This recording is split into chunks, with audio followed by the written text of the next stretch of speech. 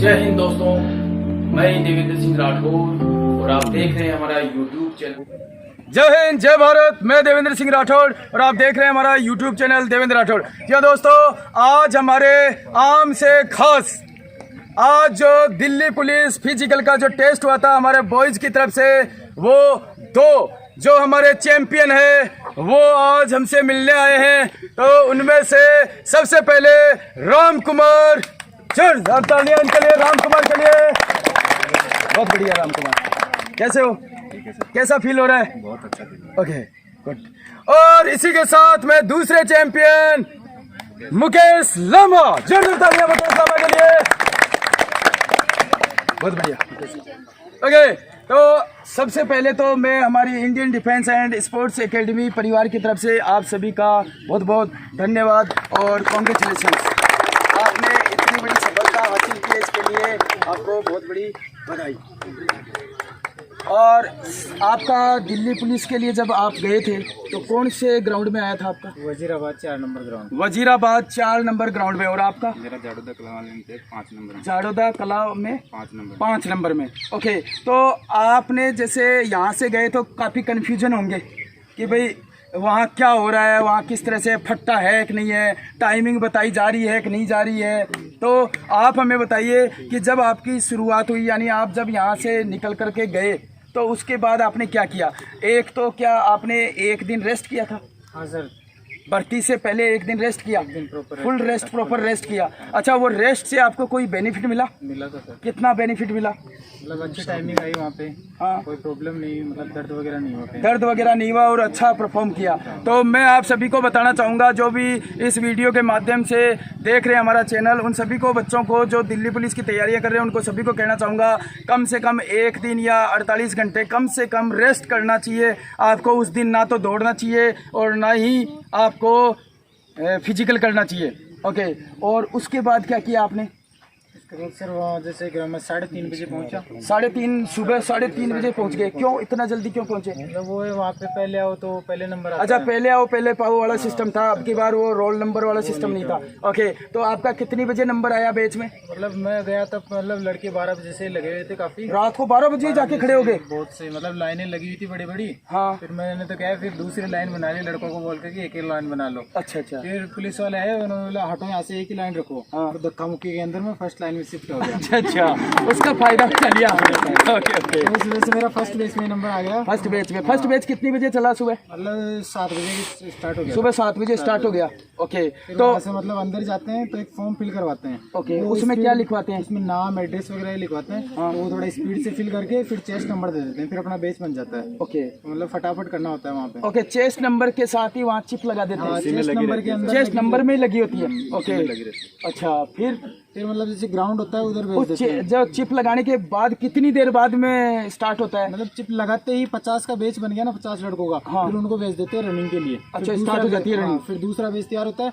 जैसे ही फर्स्ट की कंप्लीट हुई, सेकंड बेच की रनिंग स्टार्ट, और उनको लॉन्ग जंप के लिए ऐसे मतलब 9 बजे तक कंप्लीट रनिंग करवा देते हैं। तो आपने जैसे वहाँ रनिंग स्टार्ट की, रनिंग के अंदर क्या टाइमिंग वगैरह बताते हैं हर एक राउंड में? मतलब वो ग्राउंड पे डिपेंड करता है। जैसे हमारे क्या है, एक सरदार जी थे अच्छे। हाँ। तो वो मतलब बच्चों को बता रहे थे, जैसे तीसरा राउंड हो गया तो बोले इतना टाइम हो गया, इतना टाइम है। अच्छा, यानी कुछ ग्राउंड में बता रहे हैं, कुछ ग्राउंड में नहीं बता रहे, कंपलसरी नहीं है ऐसा? कंपल्सरी नहीं है। ओके, तो जैसे लास्ट राउंड में भी नहीं बता रहे?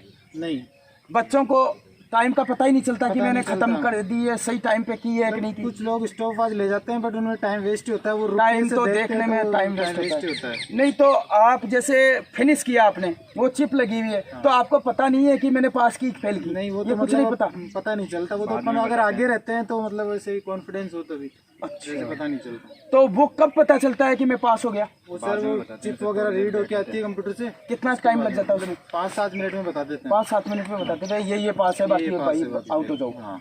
उसके बाद में जब आपका लॉन्ग जंप के लिए लेके जाते हैं, उसमें कितना टाइम होता है बीच में? उसमें मतलब मेरे वीडियोग्राफी कराते हैं पूरे बैच की, जो पास है उनकी। हाँ। फिर थोड़ी देर बैठा के रखते हैं, मतलब 10-15 मिनट बाद में करवाते हैं। यानी लॉन्ग जंप 10 मिनट बाद हो जाता है स्टार्ट। तो इसका मतलब कि जिसने ज़्यादा तेज जान लगा दी हो इसमें, उसको मुश्किल हो जाएगा। नहीं मतलब रिलैक्स कर सकता है 10-15 मिनट आराम से। और उसके बाद में जैसे लड़कों की लाइन होती है तो नाम से बुलाते हैं एक को। अच्छा, एक तो इसके अंदर क्या रोल नंबर सिस्टम होता है या जो आगे खड़ा है उसको बुलाते हैं? नहीं, उसके बाद में लॉन्ग जंप के लिए तो वो उनके पास लिस्ट होती है, उसी हिसाब से एक को बुलाते हैं। अच्छा, लिस्ट के अंदर अगर आपका सबसे पीछे नंबर आया तो और ज़्यादा टाइम मिल जाएगा। ओके, उसके बाद फिर क्या होता है? उसके बाद में लॉन्ग जंप होने के बाद जैसे फर्स्ट चांस में नहीं हुआ उनको साइड में बिठा देते हैं। फिर सबका एक बार हो गया, फिर दोबारा उनको चांस देते हैं, दूसरा चांस, तो इतना टाइम मिल जाता है उनको रिलैक्स के लिए।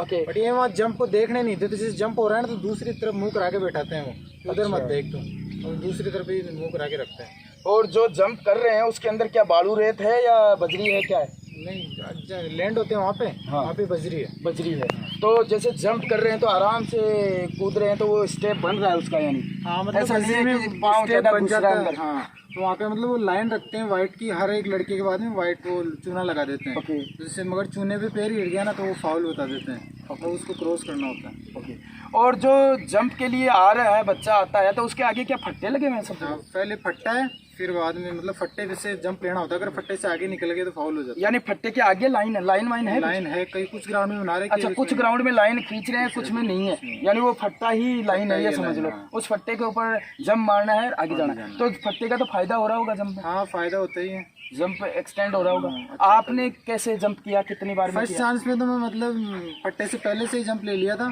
और जूतों में गया था, तो मतलब उस लाइन पे जाके गिरा तो मैडम ने बोला फाउल है।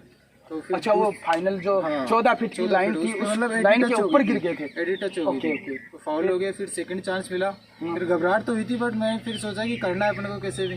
फिर मैंने जूते उतारे, उसमें नंगे पाँव के। अच्छा, नंगे पाँव और जूतों से उस फट्टे पे कोई फर्क पड़ रहा है? जूतों में जैसे रनिंग करते हैं तो पैर बढ़ जाते हैं, मतलब इतनी स्टेप नहीं आ पाती, रनिंग में स्पीड नहीं आ पाती। तो इसका मतलब नंगे पाँव करना चाहिए, अच्छी स्पीड आ जाती है, दिक्कत नहीं है। ओके, और उसके बाद हाई जंप तो सर ये बहुत इजी लगता है। यहाँ तो मतलब काफी ज्यादा है, वहाँ तो बहुत छोटा लगता है। यानी जो इसको थोड़ा बहुत टच भी कर रहा है वो आराम से कर लेगा। तो इसका मतलब आप लोगों को घबराने की जरूरत नहीं है, आप सब हाई जंप तो कर ही लोगे। यानी दिक्कत वहाँ लॉन्ग जंप की हो रही है। तो लॉन्ग जंप की यानी अभी जो इनके पास 10-5 दिन बचे हैं उसमें लॉन्ग जंप में प्रॉपर प्रैक्टिस करनी चाहिए, स्टेपिंग की करनी चाहिए, यानी स्टेप नाप करके और उसके हिसाब से आपको। तो दोस्तों, अगर जो आप भी तैयारी कर रहे हैं फिजिकल और जिनका अभी तक फिजिकल नहीं हुआ है, उनको ज़्यादा से ज़्यादा लॉन्ग जंप की और जो कि उसकी टेक्निक है उसके ऊपर ज़्यादा ध्यान देना चाहिए। आपको कैसे स्टेप्स नापने हैं और फिर वहाँ से नाप करके वापस कूदने आते हो, उन चीज़ों पे ज़्यादा गौर करना है। अच्छा, इसके अलावा और क्या क्या चीज़ें थी जो दिक्कत आई और जो आप समझते हो कि भाई मेरे को जो दिक्कत आई वो और बच्चों को ना आए, ऐसी कोई बात नहीं? सर मैं तो मतलब यहाँ प्रैक्टिस करने के बाद जिस ग्राउंड को देखा ना, तो मैंने पहले थोड़ी लैंग्वेज 5:30 में कर दूंगा आराम से, और मेरी वहाँ टाइमिंग 5:24, 5:25। गुड, शाबाश, जोरदार तालियां एक बार। 5:24 में खत्म कर दिया आपने। सर जैसे 3-3 के बैच बना देते हैं, सबसे सेकंड लास्ट में था मेरा, तो मैंने फर्स्ट राउंड में सबको साइड से काट दिया था। तो फिर दूसरे नंबर तो इस ग्राउंड के अंदर प्रैक्टिस करने का आपको बेनिफिट मिला? बहुत बेनिफिट मिला सर। तो आप इन बच्चियों को क्या कहना चाहोगे कि यहाँ जो जिनका टाइमिंग आ रहा है, जैसे आपका यहाँ कितना टाइम आता था? 5:40 आता था और 5:24 में आपने फिनिश कर दिया वहाँ, और वो भी ज़्यादा थकान नहीं हुई, बिल्कुल भी पता नहीं, रिलैक्स रहे। तो इसका मतलब कि ये जो यहाँ पर ला रहे हैं इनको कोई घबराने की जरूरत नहीं है। अपने इस ग्राउंड के अंदर जितनों ने भी प्रैक्टिस की है उन्हें आपको घबराने की जरूरत नहीं है, क्योंकि ये ग्राउंड थोड़ा उससे टफ है। और यहाँ जो टफ यानी जो टफ में प्रैक्टिस किया हुआ है उसको तो इजी में कोई दिक्कत ही नहीं आएगी। ओके, और कुछ ऐसा जो आप बताना चाहते हो इन बच्चों को? और तो कोई दिक्कत नहीं आएगी, वो घबराना नहीं है वहाँ पे जाके बस। ओके, तो आपका था कौन से? 4 number ground, Wazirabad 4 number ground में था। वजीराबाद 4 नंबर ग्राउंड के लिए किसी का कोई सवाल है? हाँ, बताइए आप। वही था, ग्राउंड में यहाँ से छोटा पड़ेगा या मुश्किल पड़ेगा? जैसे इन्होंने बताया कि आपने अगर इस ग्राउंड के अंदर लाए हैं, इन्होंने तकरीबन 20-25 सेकंड कम किया और वो भी ये कह रहे हैं कि रिलैक्स, कि कोई जान लगाने की जरूरत नहीं, जबकि यहाँ पर इनको बहुत जान लगानी पड़ रही थी। तो इसका मतलब कि आपको घबराने की जरूरत नहीं, आप बहुत अच्छी कंडीशन में। और किसी का कोई सवाल है? ओके, तो अभी हम राम कुमार जी से मिलते हैं। राम कुमार जी, सबसे पहले तो मैं आपको बधाई देता हूं। और तो आपका कौन से ग्राउंड में था? जाडोदा कला 5 नंबर ग्राउंड में। तो इस ग्राउंड के अंदर जैसे आप यहाँ से गए थे तो आपको कैसा फील हो रहा था? सबसे पहले तो सर ग्राउंड तो वहाँ का देखा हुआ नहीं था, तो फील तो ऐसा हो रहा था, ऐसा लग रहा था पता नहीं होऊंगा कि नहीं होऊंगा। फिर जब आप कितनी बजे गए थे ग्राउंड पे? मैं वहाँ गेट के बाहर पहुँच गया था 3 बजे। 3 बजे पहुंच गए थे। फिर कैसे लाइनिंग उसी टाइम लाइन लगा दी? बैठे थे सर पहले से, हम गए उससे पहले। अच्छा, उससे पहले बैठे हुए थे, खाना पानी लेके बैठे हुए थे। ओके, तो फिर उसके बाद कौन से बैच में नंबर आया आपका? मेरा पहले में आ गया था सर, मैं आगे ही लगा हुआ था उस टाइम। अच्छा, पहले ही में ही नंबर आ गया आपका? अलग लाइन बना ली थी हमने भी जाते ही। अच्छा अच्छा। ऐसे फिर इनकी तरह जैसे मुकेश जी ने बताया ऐसे ही हुआ, हटाया तो फिर आपने पहला कब्जा कर लिया। ओके, बहुत बढ़िया।